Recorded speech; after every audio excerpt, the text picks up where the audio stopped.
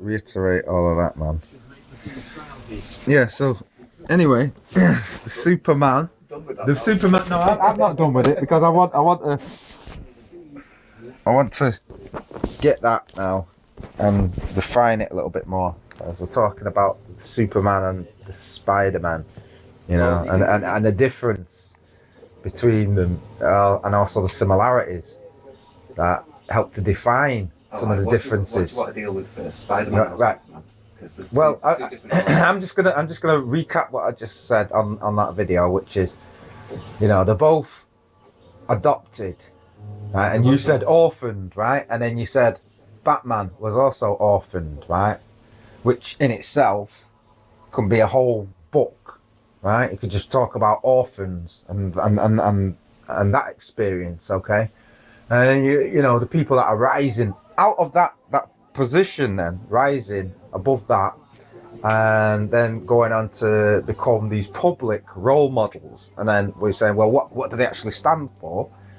You know, and how do they represent this being a role model, going out and finding the bad guy and punching him and hitting him. Wait. Let me finish the thread. Let me finish the thread, then you can say your bit. And he goes out, punches this guy.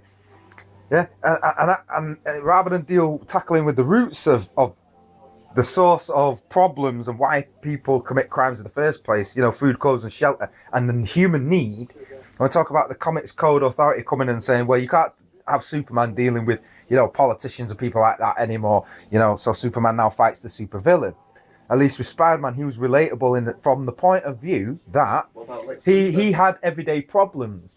Superman didn't have everyday problems. Superman didn't go without.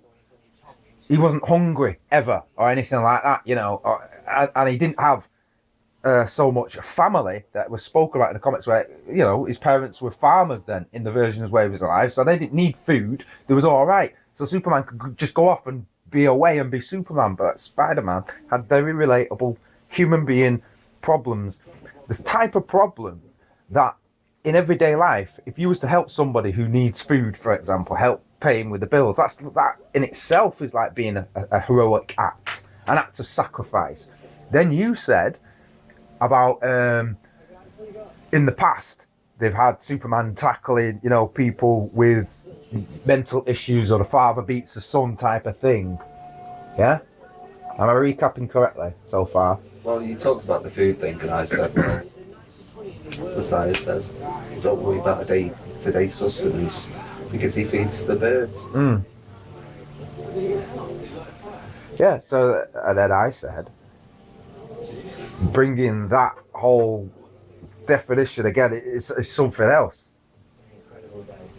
Just keeping it on the level of Spider-Man and Superman, because I know what you said the Messiah do, but then you've got that in itself highlights one of the differences between, you know, these type of adopted or orphaned heroes. Spider-Man, as you know, it kind of represents us as the teenager when we first have conscious thoughts that are, I suppose you could call them higher thoughts about relating to the environment and other people and our community. Well, it's got to do with freedom, isn't it?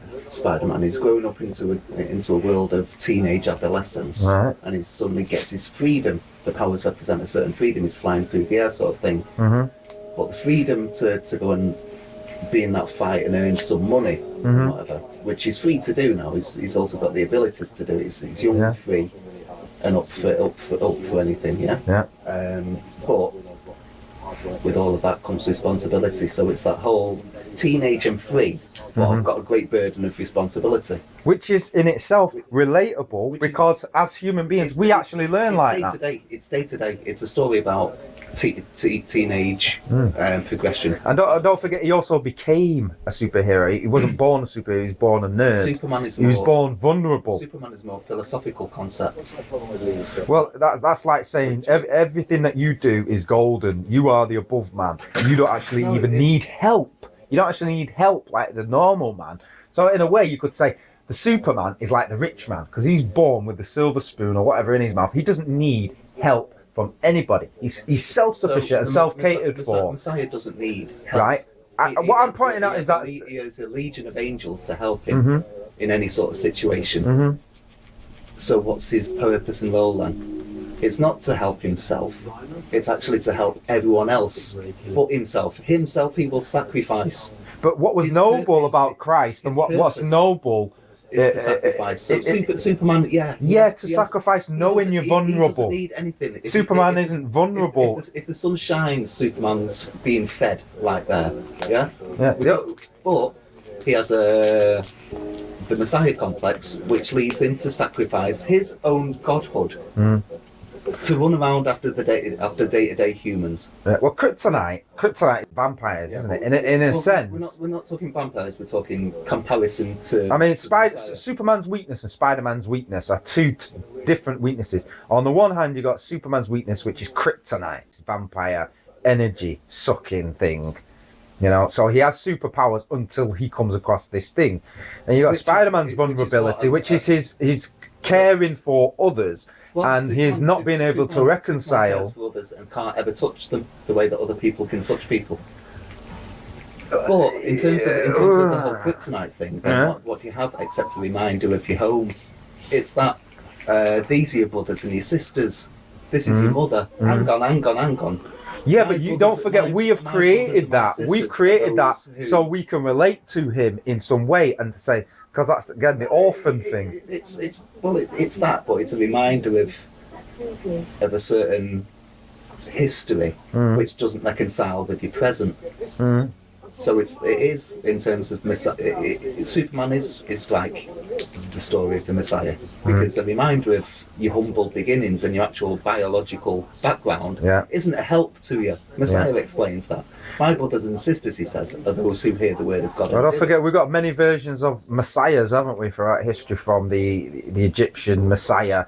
I'm talking the Messiah we read about in, say, the second part of the Bible. Yeah. So just to be clear, we're not talking about. And that has lasted 2,000 years, and that idea of a human being without actually even special powers, like super skin. Then Superman is bulletproof, so you can't just put Superman on the cross.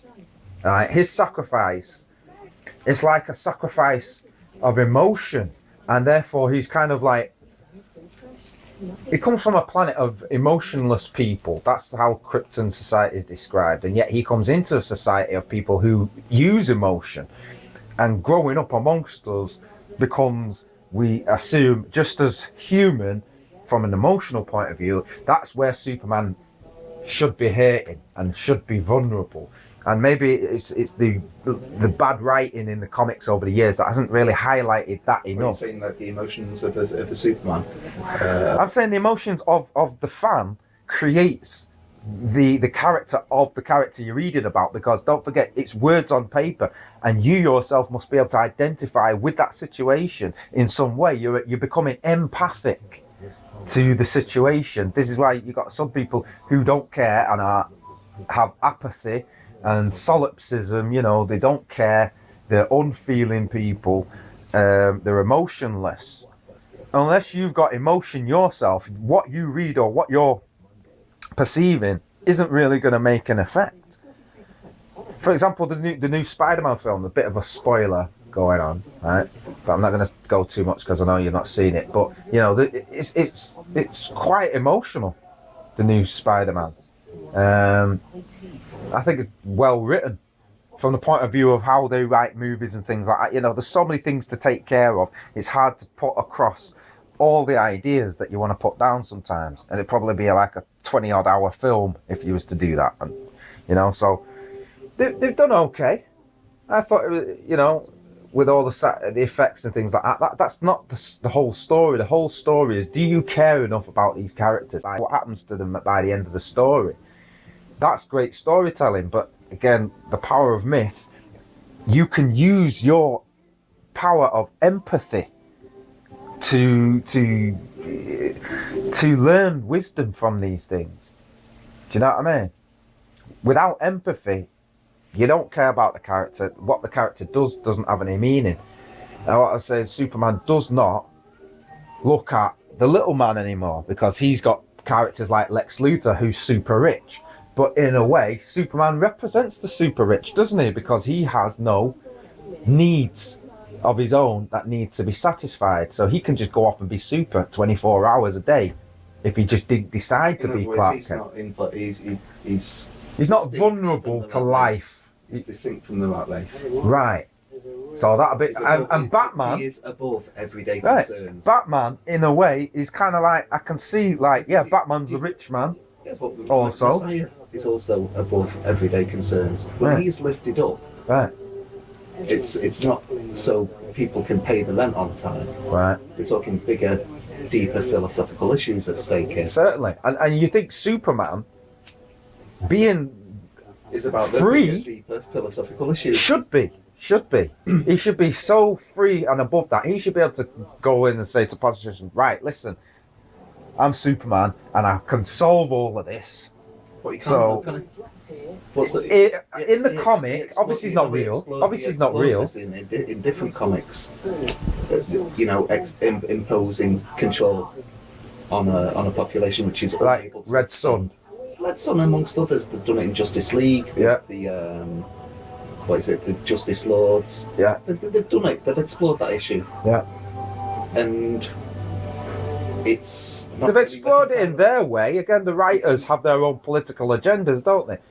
A lot of the times in things that are written, in the movies that are coming out right now, you're seeing little things, little nuggets of, that, if it's not true in that exact sense, it's certainly... In terms of the love issue, which is linked to Messiah as well, if you love someone, they say, you've got to let them go. You've got to let them be themselves, otherwise you don't love them, you love your idea of them, and if they're not conforming to your idea of them, then, you know, they're doing something wrong. But love is live and let live.